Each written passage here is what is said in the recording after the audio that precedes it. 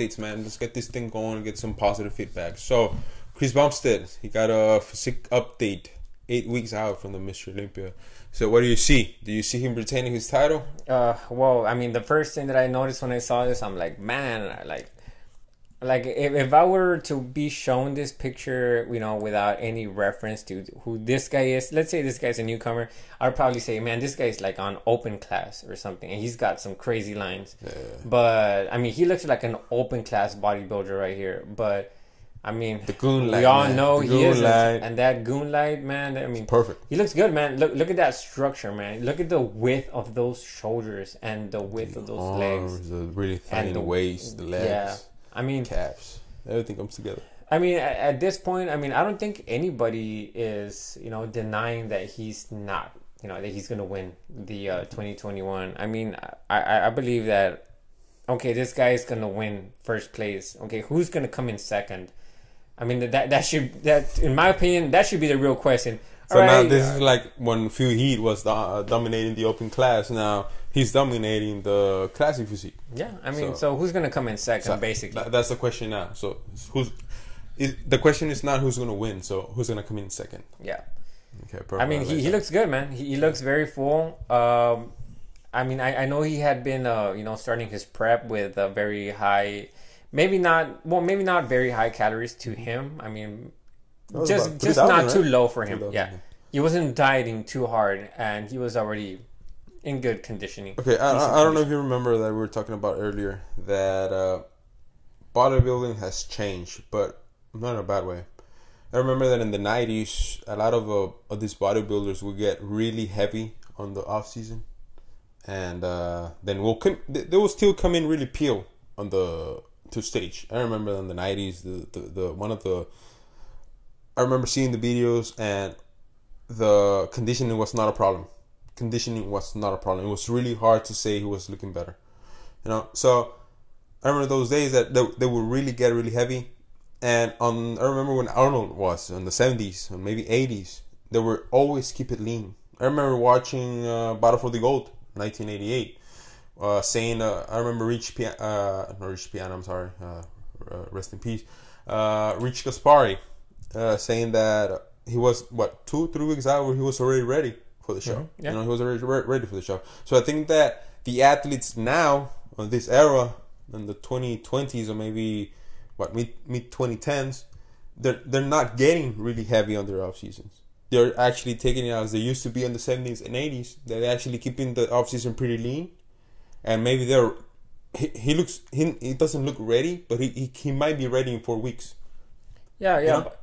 Athletes, bodybuilders right now, they're not doing any of these crazy off-season bulks. I love that. They're staying within shape all year long, which is, you know, it's actually very good. I think that should really help maybe their health. What we're talking about, in the long run.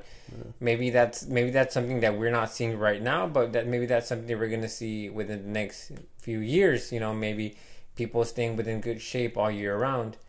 Maybe not doing any crazy bulks. You know, I'm repeating myself, but you know, maybe this is a good thing. You know, it is a good thing, because that means that on stage everyone is gonna be in really good conditioning, and you know, it's all gonna be that who really is the best. Yeah. You know, who is the biggest, who looks better, being on their best shape. Mm-hmm. I think that for us fans, that's gonna give us a lot more of an excitement when we go to the shows. You know, we're not gonna be like, oh my god, who's gonna come in really shredded. No, we're waiting who's gonna come in shredded. So when everyone comes shredded and really good conditioning, now the battle is more fierce on stage. Yeah. You know, so who's gonna take it now? You know, that's a pretty good emotion for the fans, excitement for the fans. So I hope that with this trend that they're doing, they're not getting really heavy on the off season, it's gonna be better for us, the fans. You know, I really appreciate that. So this is Chris Bumstead, 8 weeks out, and I do think he's gonna keep his title this year. Yeah, I agree. Okay, so now we're gonna talk about our last two updates. Gonna be about the up and comers. We're gonna start with Hunter Labrada, which is getting ready for the Mr. Olympia 2021, and this is his weekly update. Yeah, I mean, this guy is it's one of these bodybuilders that like we were talking about. This guy has been keeping really great conditioning all year round for maybe the past 2 years. So I mean, this guy, I'm fairly sure that I don't think this guy is gonna do any crazy bulks within maybe any time soon in his career. So I mean, I guess right here he's still trying to stay lean. From here on to the Mr. Olympia. Maybe no crazy off seasons. He's just gonna probably just keep dialed in, on his diet. Maybe go up a few pounds, maybe go down a few pounds, but nothing really crazy. And I feel like that's really just gonna help him, have really good conditioning on stage. Okay, I see it. So he's 7 weeks out. He's four pounds heavier, fasted than last week when he was 8 weeks out. So he looks pretty good.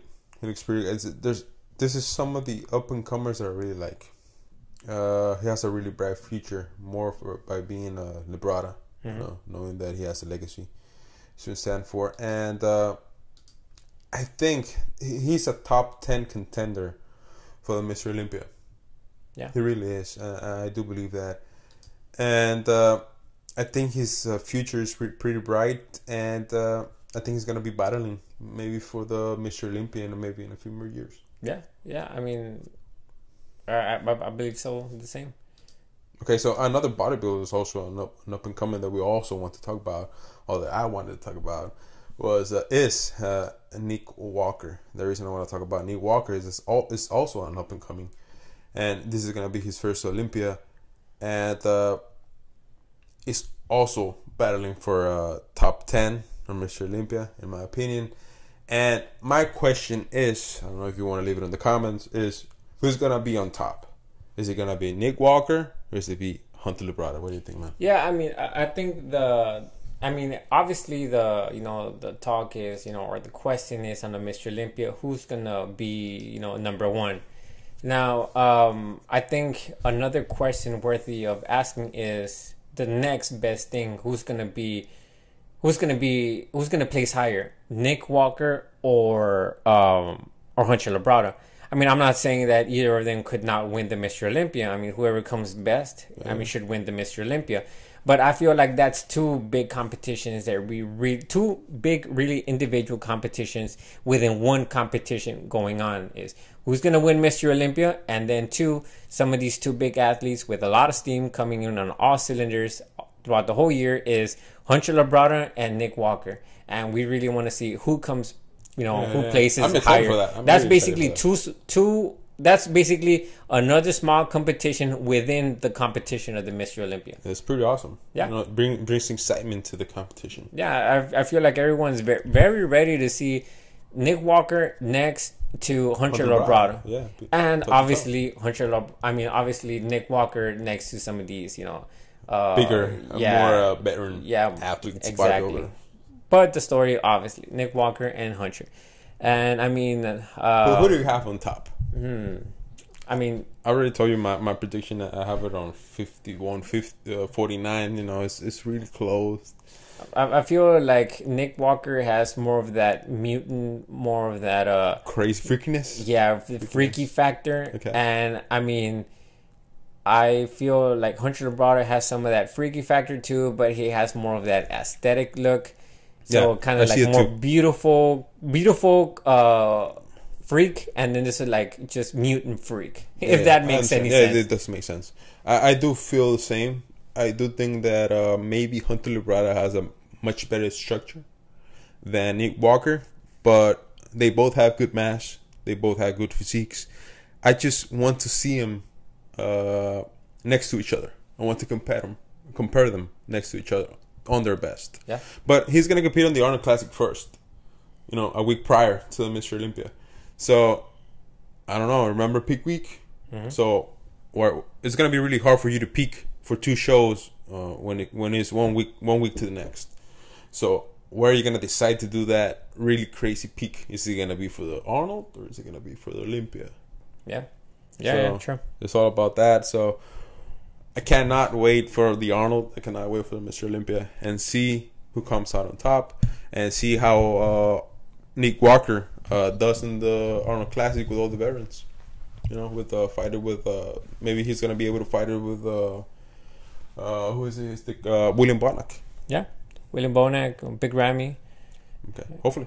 Yeah. No, I'm William Bonac on the Arnold Classic. Oh, okay. Yeah, the Arnold Classic. He's the winner of the last year Arnold Classic, so he's gonna be defending. Defending the title. So. Yeah, and I mean, you know, like we said, guys, you know, we're gonna try and bring more content. You know, like we used to.